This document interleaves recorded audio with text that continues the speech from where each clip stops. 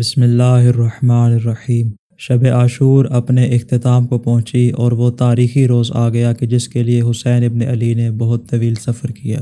وہ دن جو وعدہ الہی کے پورا ہونے کا دن تھا، وہ دن جو کرب اور بلا کا دن تھا، وہ دن جو خانوادہ اہل بیت کے لیے کسی بھی قیامت سے کم نہ تھا۔ شب عاشور گزر گئی، نماز فجر کے وقت کا آغاز ہوا۔ امام علیہ السلام نے اپنے معمول کے مؤذن حجاج ابن مسروق سے کہا کہ آج آپ آذان نہیں دیں گے بلکہ میرا بیٹا علی اکبر آذان دے گا۔ عاشور کے یوم کا علی اکبر کی آذان سے آغاز ہوا، بعد میں اقامہ ہوا اور نماز جماعت قائم ہوئی۔ نماز مکمل کرنے کے بعد امام علیہ السلام اپنے اصحاب کی جانب متوجہ ہوئے اور آپ نے ارشاد فرمایا، بسم اللہ الرحمن الرحیم۔ بعد از حمد و ثنا، خدا نے تمہیں اس بات کی اجازت دی ہے کہ تم اپنی جان کا دفاع کرو اور آج کے دن جنگ کرو، اس لیے کہ یہ تمہاری اور میری شہادت کا دن ہے۔ جواباً تمام افراد نے اس بات کا عہد کیا کہ آخر وقت تک اپنے وقت کے امام کی نصرت کریں گے، شرعی اور دینی مقاصد گونگی، بہری اور اندھی دنیا کو بتائیں گے اور اپنی جان کا نذرانہ پیش کر کے خدا کے دین اور محمد مصطفیٰ کی شریعت کو زندہ کریں گے۔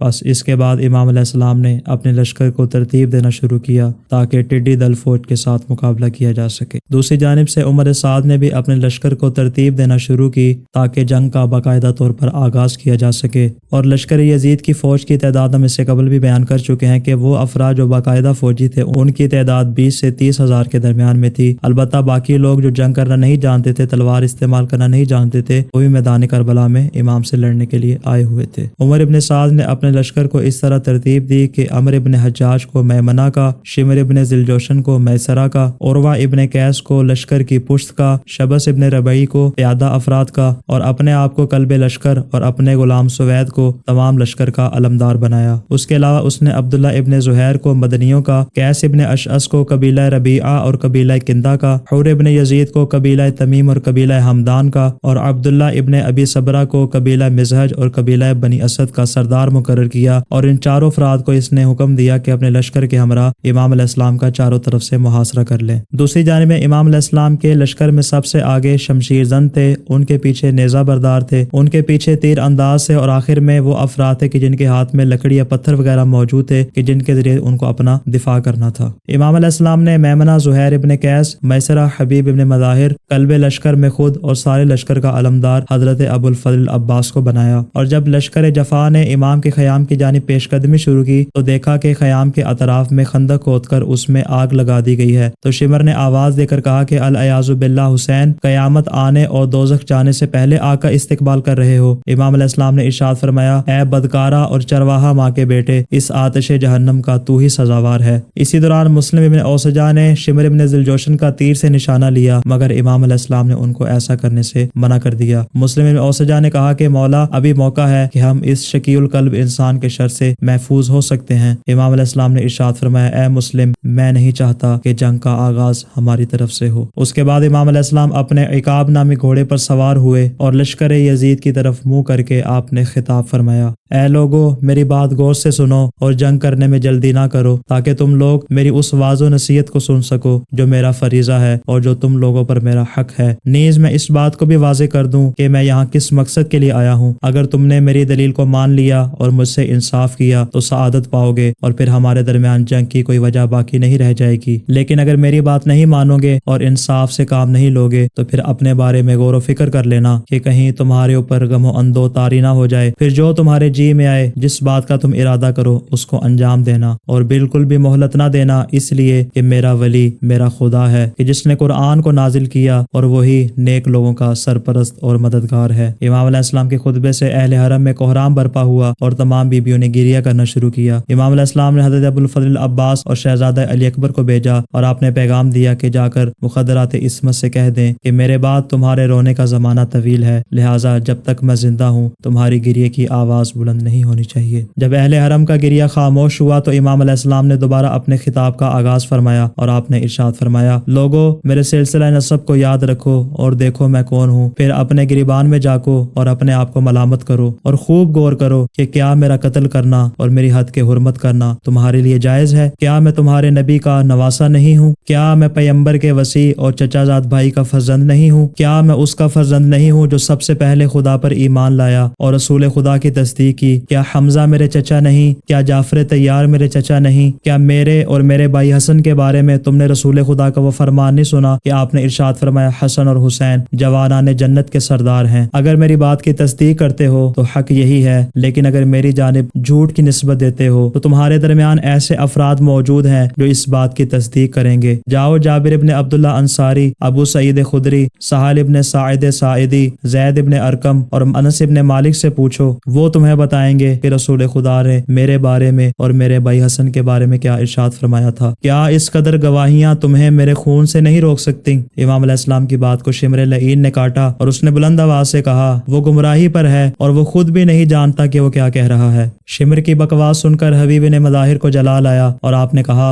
اے ملعون، تو سب سے زیادہ گمراہ ہے اور ٹھیک کہتا ہے کہ امام کی باتیں تجھے سمجھ نہیں آ رہی، اس لیے کہ خدا نے کفار کی طرح تیرے دل پر بھی مہر لگا دی ہے۔ امام علیہ السلام نے اپنے خطاب کو جاری رکھا اور آپ نے ارشاد فرمایا، اگر تم میری باتوں میں شک کرتے ہو تو کیا اس بات میں بھی شک کرو گے کہ میں فرزند فاطمہ اور تمہارے نبی کا نواسا ہوں؟ خدا گواہ ہے کہ مشرق و مغرب میں کسی مقام پر بھی اس دنیا کے اندر میرے سوا کوئی بھی نواسا پیغمبر موجود نہیں ہے، مگر افسوس مجھے اتنا بتا دو، کیا میں نے تم میں سے کسی کا قتل کیا ہے کہ جس کا قصاص مجھ سے لے رہے ہو، یا میں نے کسی کے مال پر ہاتھ ڈالا ہے، یا میں نے کسی کو زخم دیا ہے کہ جس کی سزا مجھے دے رہے ہو؟ اس کے بعد لشکر پر سکتہ طاری ہو گیا اور کسی میں بھی جواب دینے کی ہمت نہ ہوئی۔ پھر امام علیہ السلام نے لشکر اعداء کو پکار کے کہا، اے اشعث ابن قیس، اے حجار ابن ابجر، اے شبس ابن ربعی، اے یزید ابن حارث، کیا تم لوگوں نے مجھے خط نہیں لکھے تھے کہ پھل پک چکے ہیں اور باغات سرسبز ہو چکے ہیں؟ لہذا جب بھی آپ آئیں آپ کے لیے ایک چاق و چوبند لشکر آمادہ اور تیار ہوگا۔ قیس ابن اشعث نے پکار کے کہا، اے حسین، آپ یزید کی بیعت کیوں نہیں کر لیتے تاکہ آپ کی مرضی کے مطابق تمام معاملات طے پا جائیں اور آپ کو سکون بھی مل جائے اور کوئی بھی ناگوار حادثہ آپ کے ساتھ پیش نہ آئے۔ امام علیہ السلام نے ارشاد فرمایا، نہ تو میں غلاموں کی طرح فرار ہوں گا اور نہ ہی ذلیلوں کی طرح اپنا ہاتھ ان کے ہاتھ پہ رکھوں گا۔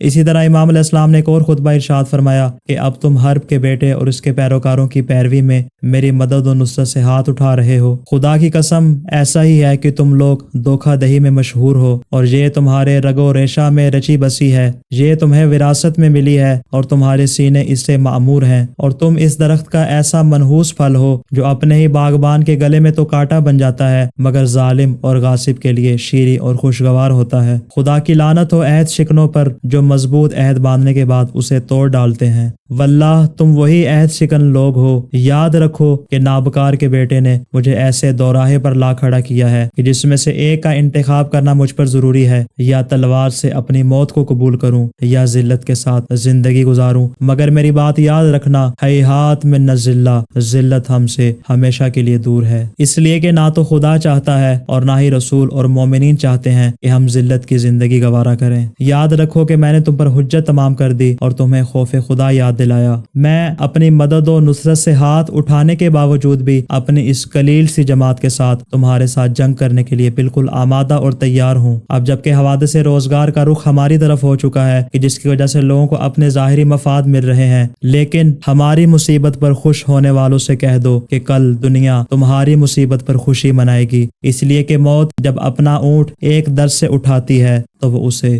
دوسرے در پہ بٹھا دیتی ہے۔ خدا کی قسم اس جنگ کے بعد تمہیں اتنی بھی مہلت نہیں ملے گی کہ تم اپنی سواریوں پر سوار ہو سکو۔ پھر امام علیہ السلام نے دستے دعا بلند کر کے عمر سعد کو بددعا دی، کہا پروردگارا ان سے اپنی باران رحمت کو روک لے اور ان میں قحط ڈال دے اور ان پر ایک سقفی جوان کو مسلط کر دے تاکہ وہ انہیں سزا دے اور ان کو ذلیل و رسوا کر دے، وہ انہیں ضرب کے بدلے ضرب اور قتل کے بدلے قتل کا مزہ چکھائے، ان سے میرے خاندان اور میرے اصحاب کا بدلہ لے، کیونکہ ان لوگوں نے مجھے جھٹلایا ہے اور مجھے تنہا چھوڑ دیا ہے۔ اتنے میں زہیر ابن کین آگے بڑھے اور امام علیہ السلام سے اجازت کی تاکہ لشکر اعداء سے خطاب کریں۔ امام علیہ السلام نے ان کو اجازت دی، چنانچہ وہ یوں دشمن سے مخاطب ہوئے، اے اہل کوفہ، خدا کے عذاب سے ڈرو۔ ایک مسلمان کا حق یہ ہے کہ وہ دوسرے مسلمان کو نصیحت کرے، جب تک ہمارے درمیان جنگ نہیں ہو جاتی ہم دونوں مسلمان ہیں، مگر جنگ شروع ہونے کے بعد ہم دونوں الگ الگ امتیں ہوں گی۔ خدا نے اہل بیت نبوت کے ذریعے ہمارا سخت امتحان لیا ہے، لہٰذا لہٰذا میں تمہیں دعوت دیتا ہوں کہ ان کی مدد کرو اور یزید اور ابن زیاد کا ساتھ چھوڑ دو، کیونکہ تم نے اس خاندان سے بد رفتاری، بد کرداری، قتل و غارت، سولی و پھانسی اور قاریان قرآن کے قتل کے سوا اور کچھ نہیں دیکھا۔ یہ سن کر ابن سعد کے سپاہیوں نے کہا کہ جب تک ہم حسین اور اس کے ساتھیوں کو قتل نہیں کر لیتے یا ابن زیاد کے پاس نہیں لے جاتے تب تک ہم واپس نہیں جائیں گے۔ زہیر دوبارہ گویا ہوئے اور کہا، اے خدا کے بندو، فرزند فاطمہ فرزند سمیہ سے زیادہ مدد و نصرت کا حقدار ہے۔ اگر تم حسین کی مدد نہیں کرنا چاہتے تو کم سے کم ان کے خون سے اپنے ہاتھ رنگین نہ کرو۔ اسی دوران شمر نے زہیر کی طرف ایک تیر چلا دیا اور کہا، چپ ہو جا، اپنا منہ بند رکھ، تو نے ہمیں بہت زیادہ دکھ دیا ہے۔ جب زہیر نے شمر کی بات سنی تو للکار کر کہا، او بدویہ کے بیٹے، میں نے تجھ سے کلام نہیں کیا،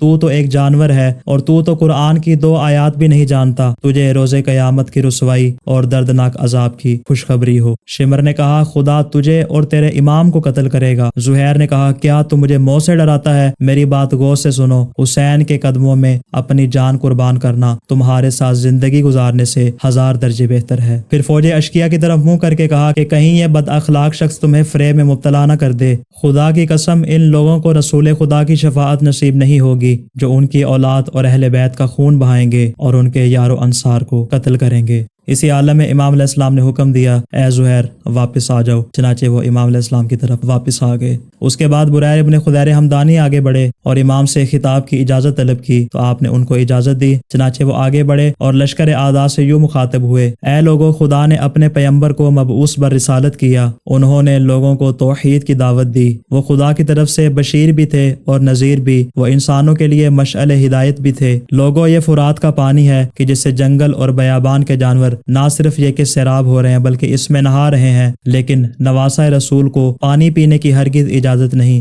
کیا یہی اجر رسالت ہے؟ کیا خدا نے قرآن میں اہل بیت کے لیے مودت کا مطالبہ نہیں کیا؟ کیا یہی مودت ہے کہ جانور تو پانی پئیں لیکن نواسہ رسول محروم رہے؟ اسی دوران فوج اشقیہ اپنی سواریوں پر سوار ہوئی اور جناب بریر بھی اپنے گھوڑے پر سوار ہوئے اور چند ساتھیوں کو لے کر لشکر اعداء کی طرف چلنا شروع ہوئے اور ساتھ ہی میں ان سے خطاب کیا، اے لوگو، تقوی اختیار کرو، یہ اہل بیت پیمبر ہیں جو تمہارے سامنے ہیں، یہی تو رسول خدا کی اولاد اور ان کا حرم ہے، تم نے ان کے بارے میں کیا فیصلہ کیا ہے؟ تو ان لوگوں نے جواب دیا کہ ہم انہیں گرفتار کر کے ابن زیاد کے پاس لے کر جائیں گے، پھر اس کی مرضی، وہ ان کے بارے میں جو بھی فیصلہ کرے۔ بریر نے کہا، کیا اس بات کو قبول نہیں کرتے کہ حسین اسی مقام پر واپس چلے جائیں کہ جہاں سے وہ آئے تھے؟ کیا تم نے اپنے خطوط کو بلا دیا ہے؟ افسوس اس بات کا ہے کہ اہل بیت کو اس بات پر بلا کر کہ ہم آپ کی مدد و نصرت کریں گے، کیا اب ان کو ابن زیاد کے حوالے کرنے پر تل پڑے ہو؟ افسوس اس بات کا ہے کہ اہل بیت کو دعوت دے کر کہ ہم آپ پر اپنی جان نثار کریں گے، اب اس بات پر راضی ہو گئے ہو کہ ان کو ابن زیاد کے پاس گرفتار کر کے لے جاؤ، ان کے معصوم بچوں پر پانی کو بند کر دیا ہے۔ کتنا برا سلوک ہے اہل بیت نبی کے ساتھ، خدا تمہیں قیامت کے دن پیاسا رکھے، تم کتنے خراب لوگ ہو۔ اتنے میں ایک سپاہی نے کہا، اے بریر، ہمیں نہیں معلوم تم کیا کہہ رہے ہو۔ جناب بریر نے دست سے دعا بلند کی اور کہا، پروردگارہ، تیرا لاکھ لاکھ شکر ہے کہ تو نے میری بصیرت میں اضافہ کیا۔ اور اس کے بعد کہا، پروردگارہ، میں ان لوگوں سے اظہار برات کرتا ہوں،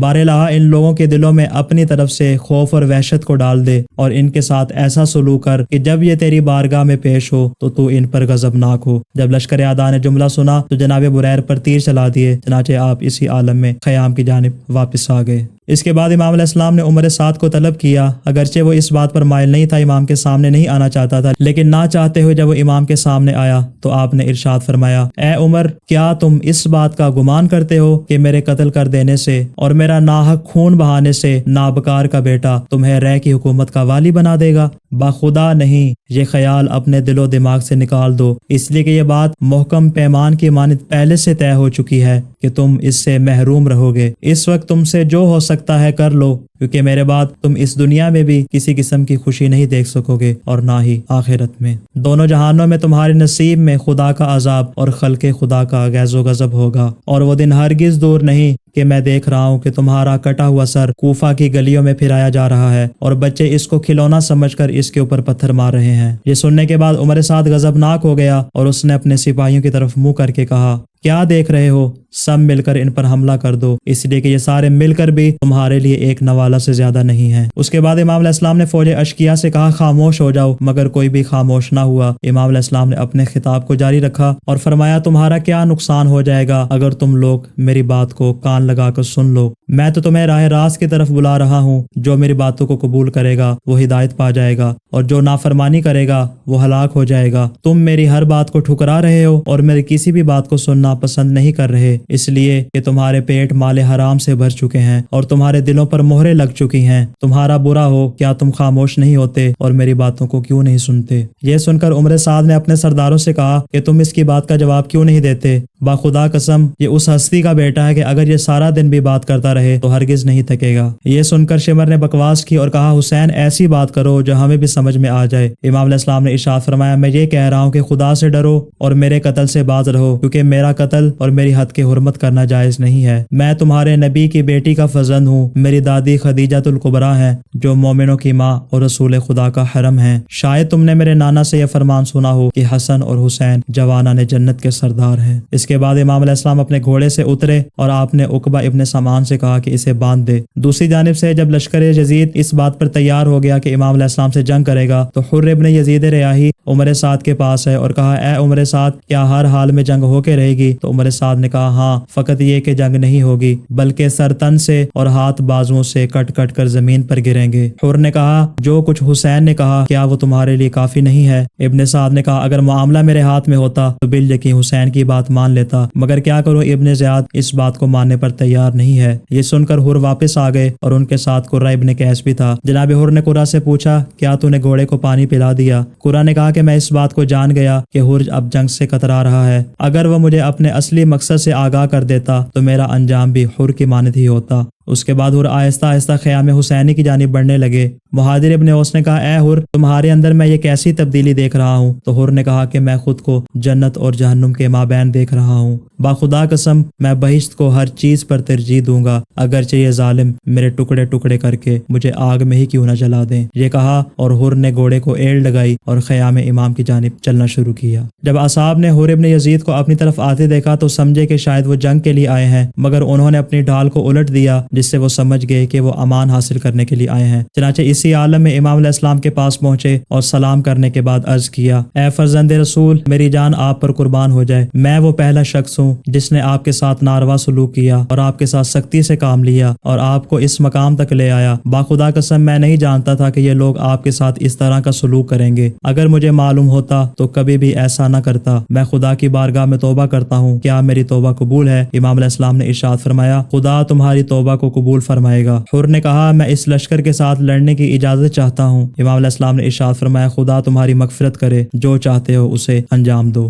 چنانچہ حر لشکر یزید کے سامنے آئے اور ان سے خطاب کرتے ہوئے کہا اے اہل کوفہ تمہاری ماں تمہارے غم میں بیٹھے، تم نے اللہ کے اس نیک بندے کو اپنے پاس بلایا اور ان سے وعدہ کیا کہ ان پر اپنی جان قربان کریں گے، اب ان کے سامنے اپنی تلواروں کو نیام سے نکالے ہوئے ہو اور انہیں ہر طرف سے گھیرا ہوا ہے، حتیٰ کہ انہیں خدا کی وسیع اور عریض زمین میں جانے بھی نہیں دیتے۔ اب جبکہ وہ ایک قیدی کی مانند تمہارے محاصرے میں ہے تو تم نے اس پر بھی، اس کے اصحاب و انصار پر بھی، اس کی عورتوں پر بھی اور ان کے چھوٹے چھوٹے بچوں پر بھی پانی کو بند کر دیا ہے، جبکہ اس فرات کے پانی سے یہود و نصارہ بلکہ نجس جانور نہ صرف یہ کہ پانی نہیں پی رہے بلکہ اس میں نہا رہے ہیں، مگر ان مظلوموں کی جان لبوں تک آئی ہوئی ہے۔ تم نے ان لوگوں کے بارے میں نبی کی حرمت کا پاس نہیں رکھا، خدا تمہیں قیامت کے روز پیاسا رکھے۔ یہ سن کر لشکر یزید نے حر کے اوپر تیروں کی بارش شروع کر دی، چنانچہ وہ اسی عالم میں دوبارہ امام علیہ السلام کے پاس آ گئے۔ پھر حر نے کہا کہ مولا جب ابن زیاد نے مجھے حکم دیا تھا کہ میں آپ کا راستہ روکوں اور جب میں دارالامارہ سے باہر نکلا تو مجھے پیچھے سے کسی نے آواز دی اے حر تجھے جنت کی خوشخبری ہو۔ میں نے سوچا کہ میں تو حسین ابن علی کا راستہ روکنے جا رہا ہوں، کہاں حسین کا راستہ روکنا اور کہاں جنت کی خوشخبری۔ میرے یہ گمان میں بھی نہ تھا کہ میں آپ کی اطاعت کر کے کامیابی حاصل کر لوں گا۔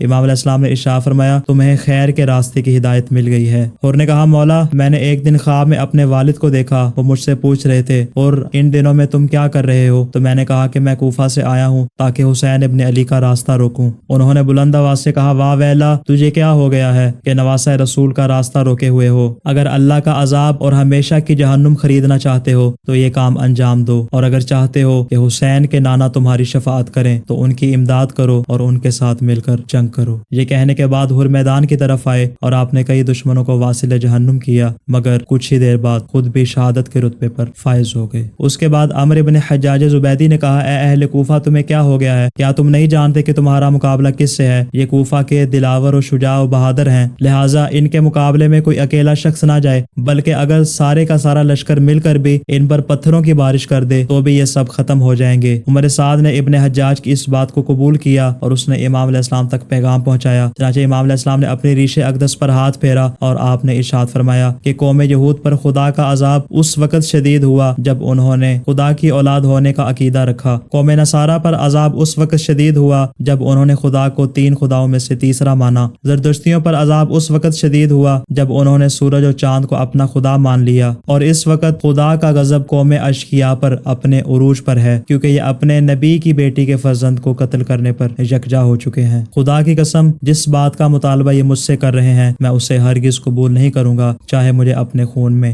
غلطاں ہی کیوں نہ ہونا پڑے۔ اس کے بعد عمر سعد نے خیام حسینی کی طرف پہلا تیر چلایا اور آواز دے کر کہا، گواہ رہنا میں وہ پہلا شخص ہوں جس نے حسین کے خیمے کی طرف تیر چلایا ہے۔ اس کے بعد خیام حسینی پر تیروں کی بارش شروع ہو گئی اور امام علیہ السلام نے اپنے اصحاب سے ارشاد فرمایا، اے شریف لوگو، اب اٹھ کھڑے ہو جاؤ اس موت کی طرف کہ جس کے بغیر کوئی چارہ نہیں۔ ان لوگوں کی طرف سے آنے والے تیر موت کا پیغام ہے۔ خدا کی قسم، تمہارے اور ان کے درمیان اور جنت اور جہنم کے درمیان صرف موت کا فاصلہ ہے جو تم لوگوں کو جنت میں اور ان لوگوں کو جہنم میں پہنچا دے گی۔ یہ سن کر امام علیہ السلام کے اصحاب نے حملہ کرنا شروع کیا اور ایک گھمسان کی جنگ ہوئی، اور جب حملہ ختم ہوا اور خاک بیٹھ گئی تو معلوم ہوا کہ امام علیہ السلام کے 40 سے 50 باوفا اصحاب جام شہادت نوش کر چکے ہیں۔ اس عالم میں جب آپ کے اصحاب قتال کر رہے تھے تو خدا نے فرشتوں کو حکم دیا کہ جا کر ان اصحاب سے پوچھو کہ تمہارے پاس 2 راہ حل ہیں، ان میں سے کسی ایک کا انتخاب کر لو، یا تو دشمن پر فتح حاصل کر لو یا خدا سے ملاقات کر لو۔ تو تمام اصحاب نے خدا سے ملاقات کو دشمن کی فتح پر ترجیح دی۔ حملہ اولیٰ میں امام کے اصحاب کی شہادت کے بعد نماز ظہر کا وقت ہو گیا اور امام علیہ السلام کے جو باقی باندہ اصحاب تھے انہوں نے نماز ظہر کی ادائیگی کے لیے اہتمام کرنا شروع کر دیا۔ اور اس کے بعد حملہ ثانیہ میں کیا واقع ہوا، امام علیہ السلام کے اصحاب کی کس طرح شہادت ہوئی، اہل بیت کی کس طرح شہادت ہوئی، مکمل تفصیل انشاءاللہ اگلی ایپیسوڈ میں بیان کریں گے۔ السلام علی الحسین